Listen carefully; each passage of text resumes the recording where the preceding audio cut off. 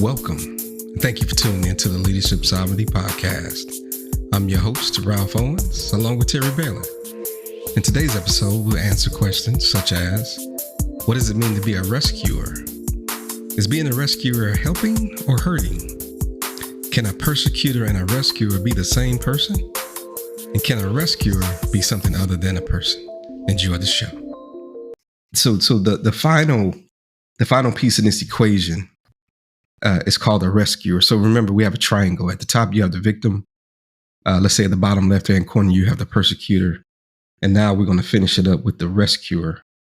And this is what the book says. It says the third role, the one who steps in the dance between the persecutor and the victim, is the rescuer.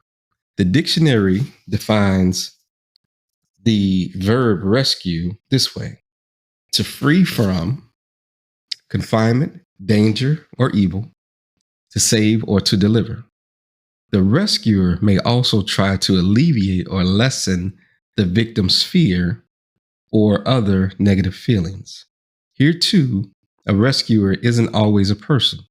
Addictions to alcohol or drugs or sexual addiction, workaholism, all the ways we numb out can rescue the victim from feeling his or her feelings. And here's another point that I was going to make. It says, you see, instead of helping or supporting the victim, the rescuer just increases the victim's sense of powerless. So powerful. Unwittingly, the rescuer enables the victim to stay small, even though this may be the farthest thing from the stated intention.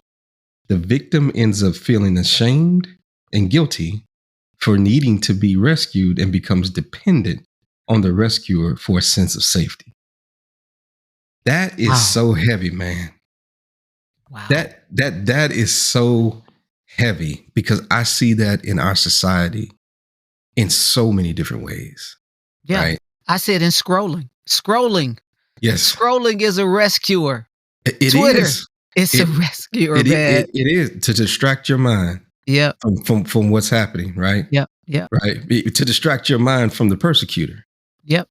Right. But that is such a fragile state to be in, because you could be manipulated so easily. Yep. Right. When you have to have a rescuer, when value that is perceived is only based on what somebody can do for you, right? Only if a person can come in and rescue you do you actually show value in them. A person that rescues you is not helping you. They're enabling you to remain a victim. Right? So, okay, we want to make them feel like they're victims because we're going to persecute them. But what happens when the victim is the same one that comes in as the rescuer? Right? To keep you dependent upon them. It's all made to keep you as a victim. It's a very vicious triangle. But if you really sit back and be honest with yourself, transparent with yourself, you will see these roles played out all around you. And people do it unconsciously, and they've been doing it for their entire lives. I mean, like, what comes to mind when you hear that, Terry? Yeah, I think the whole rescuer aspect of it, right? And because quite honestly, I've often, tried to help people and, move them beyond where they are. And what I had to realize is, you know what? After reading this book, I realized, man, I've been a rescuer at times because I'm trying to, help you get beyond. But I realized I found myself right back at the same place with the individual. Up until reading this book, I didn't really understand that, you know what? And we'll get to the more positive aspects of this, right? I can't wait to get to that section, but it's, in and of, without the person's participation, there's no movement at the end of the day. Yeah. All I am is a placebo for the moment to help alleviate whatever the tension or the stress that was happening. My encouragement, Because what I realized is, okay, we're back here at the same conversation again. And Right. that's not to say, again, right, that we don't work through circumstances and issues with persons. That I'm not saying that. Mhm. But at a certain point, I had to realize that what I'm putting in here, Mhm. and there is no visible, um there's no, I don't want to say change, but the how the person is, um how they are taking the information and then trying to reapply it, Mhm. right? If there's no result or change in their perception and attitude, it's really Mhm. not about what the outcome's going to be, but it's what language are you using to describe where you are. And if Mhm. that continues to be the same, here's the deal, right? There's always going to be a Bible reference here on this show. Right. So as a man thinketh, so is he. Mm. So if you or we or I, us, whatever pronoun, it's pronouns, right? Mm. You want to use, if we're not thinking a certain way or whatever our thinking is, that is what the outcome of our life's going to be. Mhm. Yeah. Just it's Yeah. as simple as that, right? So your language is going to drive every single aspect of your life. That's just Mhm. it, right? Why is that? Okay, I got another one for you. Out of the abundance of the heart, the mouth is going to be talking. That's it. So what's on the inside of you? Mhm. Okay, I got one more. I'm not giving you guys the scripture verses on the actual where they're located, but the issues of life come out of what, Ralph? It's gonna Um, come out your heart. yeah, It's that's gonna right. come out your Yeah. heart. Yeah, So yeah, that's why it says guard it. yeah. Guard your heart with all diligence, Mhm. right? That's So right. what that means is be intentional about what you are thinking, what you are reading, who you are engaging with. Mhm. All of those things play a significant role in this triangle, Yeah. right? Because again, we're all human. Don't Mhm. look. I do not want to, you know, be pretentious at all, and to say that I haven't experienced all three of these roles Mhm. at Yeah, some same here. point in my life, Same here. right? Yeah, yeah. What we're doing is actually being transparent about it and saying that, hey, it is possible to go down the path where Mhm. you don't see yourself as a victim, because you know what, your mind may want, or your emotions may want to take you there. But I Mhm. heard somebody say, and I'm gonna turn it over to you, Ralph, tell your feelings what to feel, tell your mind what to think, and tell your body what to do. Yes. Do you know how much power there is in that? Let me say Yeah. that one more time.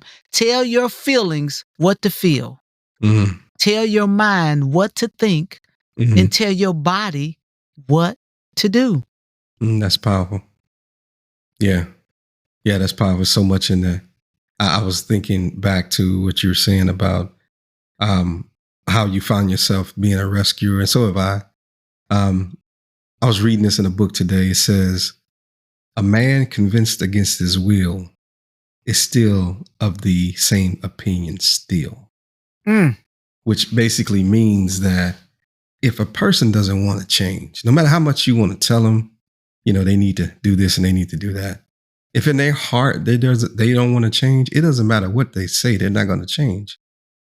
Right? You may get mm, them to saying, yes, yes, this is the right thing to do, but that's not the action they're going to do. A man convinced against his will is still of the same opinion still. mm.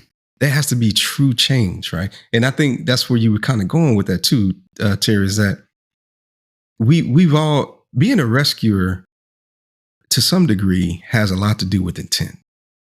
We may Yes. have had the intent to Yes. try to help somebody, Oh, it was pure. It was right? It's pure. pure. It's pure, Yep. right? You just want to help somebody.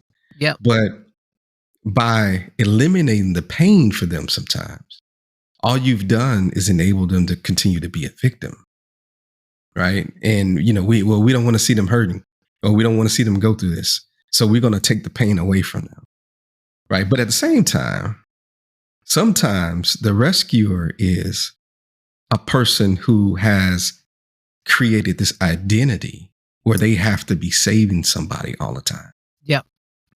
Right.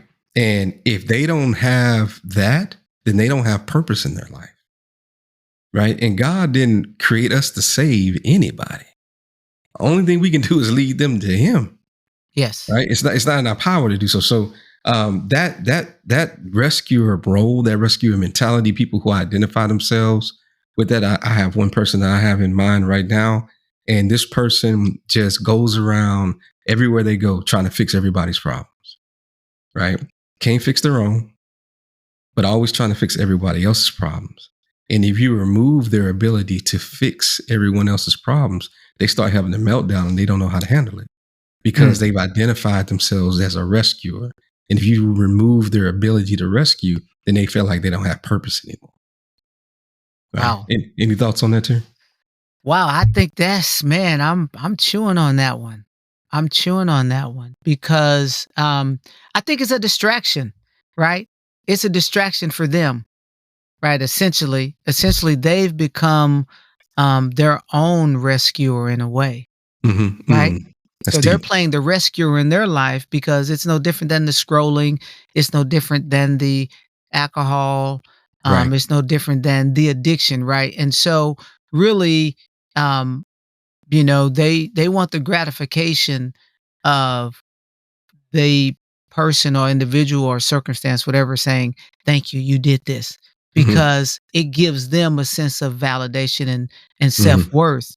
Yeah, and I think that is a very interesting place to be because that person's probably a very charismatic person, very, very easy to talk to, approachable in that kind of situation. So yeah, that's very interesting.